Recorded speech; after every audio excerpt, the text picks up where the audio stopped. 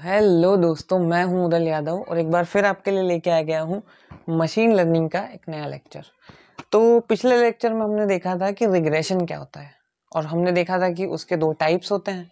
कौन कौन से? एक लीनियर रिग्रेशन और एक लॉजिस्टिक रिग्रेशन। नाउ अपन आते हैं पॉइंट पे। जो हमारा आज का टॉपिक है वो है लीनियर रिग्रेशन। तो लीनियर रिग्रेशन क्या होता है? देखो, लीनियर रिग्रेशन क्या होता है मैं बताता हूँ। लीनियर रिग्रेशन एक ऐसी टेक्निक है जो कि किसी भी एक तो अपने पास होता है डिपेंडेंट वेरिएबल, डिपेंडेंट वेरिएबल मैंने आपको बताया था क्या होता है, ठीक है। दूसरी चीज क्या होती है? इंडिपेंडेंट वेरिएबल, ठीक है। ये मैं आपको एग्जांपल देके बताऊंगा, अच्छे से समझ में आएगा। देखना क्या चीज है। देखो, एक है डिपेंडेंट वेरिएबल और एक है इंडिपेंडेंट वेरिएबल। अब हमारे पास क्या है ना, हमने ना एक ग्राफ देखा था जिसके अंदर हमारे पास एज थी, मतलब ईयर्स थे, जैसे कि यहाँ पे 5, 7, 10। और यहाँ पर क्या था हमारे पास कि उतने ईयर्स में क्या सैलरी आई है कि मतलब 60,000 है, 70,000 है या फिर 1 लाख है। तो ये जो सैलरी हमने देखा था कि जैसे 5 साल में किसी की सैलरी 60,000 है, या 7 साल में किसी की सैलरी 70,000 है, या फिर 10 साल में 1 लाख के आसपास है। और हमने देखा था कि किसी की 5 साल वाले की ना 60 है, तो हो सकता है कि किसी की थोड़ी सी कम हो या थोड़ी सी ज्यादा हो। तो ये जो डॉट्स रहेंगे हर किसी के इस तरीके से ही आएंगे, ठीक है। इस तरीके से बढ़ते हुए क्रम में अपने को दिखेंगे, इस ऑर्डर में दिखेंगे। तो हम क्या बोल रहे थे कि हाँ, ये अपना जो है इस तरीके का ग्राफ बनेगा कि हाँ 5 साल में 60,000 के आसपास सैलरी है, 7 साल में 70,000 के आसपास है, 10 साल में 1 लाख है। मतलब हम ये बता पा रहे थे कि ऑन द बेसिस ऑफ कितने साल से वो काम कर रहा है व्यक्ति, हम बता सकते हैं कि किसी व्यक्ति की सैलरी कितनी होगी, ठीक है। तो क्या किया हमने ना, इसको एक मॉडल बना लिया। ये हमारा एक मॉडल रेडी हो गया है, ठीक है। और ये मॉडल क्या बताता है, जैसे ही इसके अंदर हमने किसी का कितने साल से काम कर रहा है वो डाला, हमने यहाँ पे डाला 5 साल, ठीक है, 5 ईयर्स से काम कर रहा है। वो आउटपुट में क्या जनरेट करके दे देता है कि भाई इसकी सैलरी कितनी होगी, 60,000, ठीक है। सही है। ये हमने क्या एक तरीके से कोडिंग करी और उसके बाद हमने जो भी मॉडल तैयार किया कि हाँ हम जो भी ईयर डालेंगे उस हिसाब से वो बता देगा कि कितनी सैलरी है। चलो अच्छी बात है। तो ये जो टेक्निक है इस चीज को मॉडल करने की, मतलब कि किसी भी डिपेंडेंट और इंडिपेंडेंट वेरिएबल, इस केस में मैं ये सैलरी, ये जो है अपना सैलरी, और ईयर्स के केस में या टाइम ड्यूरेशन के केस में मैंने आपको क्या बताया था, डिपेंडेंट वेरिएबल कौन सा होता है जो कि हम प्रेडिक्ट कर रहे हैं। क्या प्रेडिक्ट कर रहे हैं? सैलरी, ठीक है। तो यहाँ पे डिपेंडेंट वेरिएबल क्या है? सैलरी है, ठीक है। और इंडिपेंडेंट वेरिएबल क्या है? जिसके द्वारा प्रेडिक्ट हो रहा है, जो हम इनपुट में चीज ले रहे हैं वो क्या है? यहाँ पे ईयर्स या टाइम ड्यूरेशन, आप जो भी मानना चाहें। यहाँ पे मैं लिख देता हूँ टाइम ड्यूरेशन, ठीक है। तो इन दोनों का जो रिलेशनशिप बताता है, इन दोनों के रिलेशनशिप को जो मॉडल कर रहा है, वो टेक्निक को हम क्या बोलते हैं? Linear regression. समझ आया आपको? बस ये सिंपल सी हमारी क्या है, डेफिनेशन है। क्या होता है लीनियर रिग्रेशन? जो डिपेंडेंट वेरिएबल और इंडिपेंडेंट वेरिएबल, या फिर एक चीज और बता दूं कि जो कि डिपेंडेंट और वन और मोर देन इंडिपेंडेंट वेरिएबल के बीच के रिलेशनशिप को मॉडल करता है, उस टेक्निक को हम कहते हैं लीनियर रिग्रेशन। अब वन और मोर कैसे? देखो, हमारे पास ना दो तरीके के लीनियर रिग्रेशन होता है। कौन कौन से? कहाँ बताऊं? यहाँ बता देता हूँ, रुको इससे बताता हूँ। पहला होता है हमारे पास सिंपल लीनियर रिग्रेशन, ठीक है। और दूसरा अपने पास क्या होता है, एक और कौन सा होता है? Multiple linear regression. अच्छा, तो सिंपल और मल्टीपल में क्या फर्क है मैं बताता हूँ। सिंपल लीनियर रिग्रेशन के अंदर हमारे पास एक ही डिपेंडेंट वेरिएबल होगा और एक ही इंडिपेंडेंट वेरिएबल होगा, ठीक है।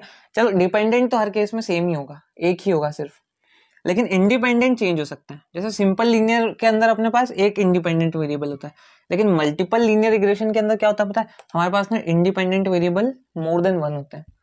अच्छा, मोर देन वन का कोई एग्जाम्पल देख ले। देखो मोर देन वन का एक एग्जाम्पल बताता हूं मैं। जैसे कि हमको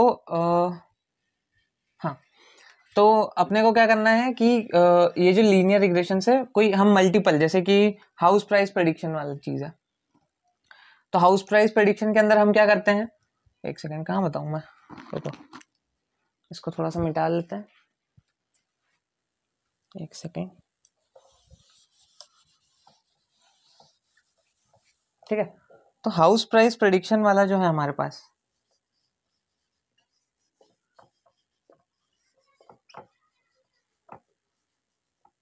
हाउस प्राइस प्रेडिक्शन के अंदर क्या रहता है, हमारे पास इंडिपेंडेंट वेरिएबल ज्यादा हो जाते हैं। जैसे कि हमको क्या प्रेडिक्ट क्या कर रहे हैं हम, प्राइस, तो प्राइस क्या हो गया हमारा डिपेंडेंट वेरिएबल, ऐसे लिख रहा हूं मैं, ठीक है, डिपेंडेंट वेरिएबल। किन सोर्सेज से कर रहे हैं, उसके अंदर अपना आ सकता है उसका साइज, ठीक है, हाउस का साइज क्या है, जो भी स्क्वायर फीट है, यहाँ पे लिख देता हूं मैं स्क्वायर फीट में, ठीक है। और क्या हो सकता है कि उसके अंदर कितने बेडरूम्स हैं, कितने, ये 1 BHK है या 2 BHK है या 3 BHK है, ठीक है। तो इन सब चीजों पे एक तो ये टर्म हो गई अपने पास, ठीक है, एक ये हो गई कि स्क्वायर फीट कितना है, एक ये हो गया कि लोकलाइजेशन क्या है उसकी। ये रहेगा ना कि सिटी में जो मकान रहेगा वो महंगा होगा, और थोड़ा गांव साइड पे रहेगा या रूरल एरिया में रहेगा तो वो थोड़ा सस्ता होगा।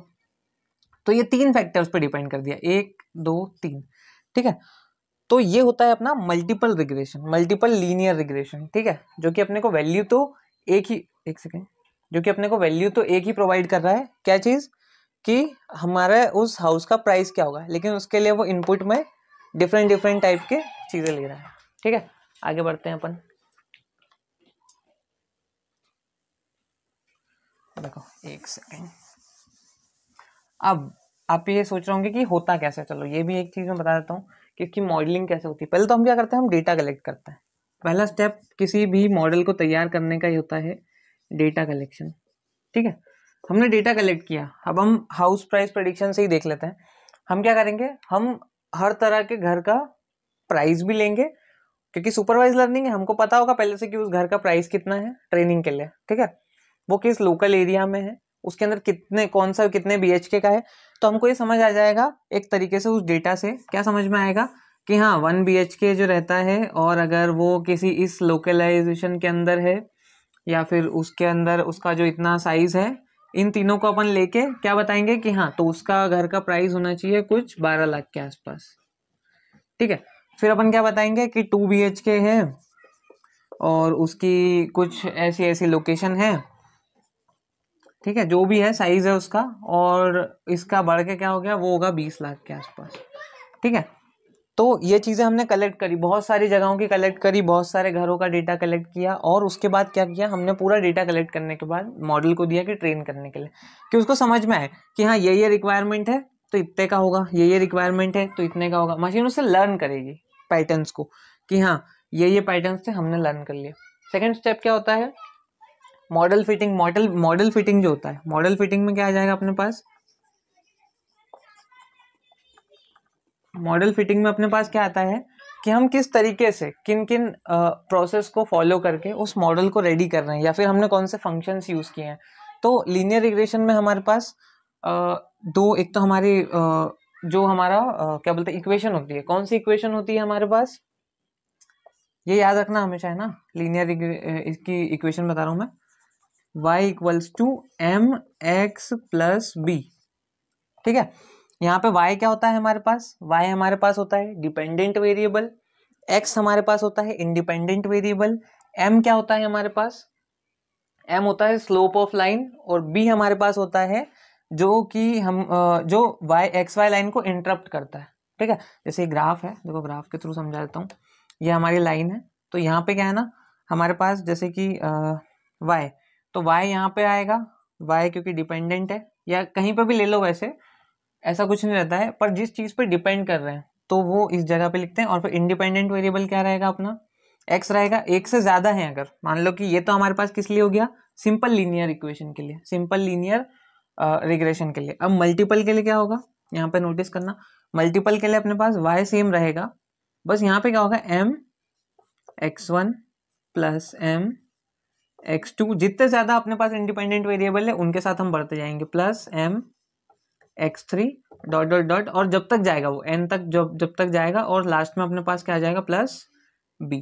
समझ आया? ये जो हमारा स्लोप है, ये जो हमारा स्लोप है वो क्या है, m। इतनी बात समझ में आई?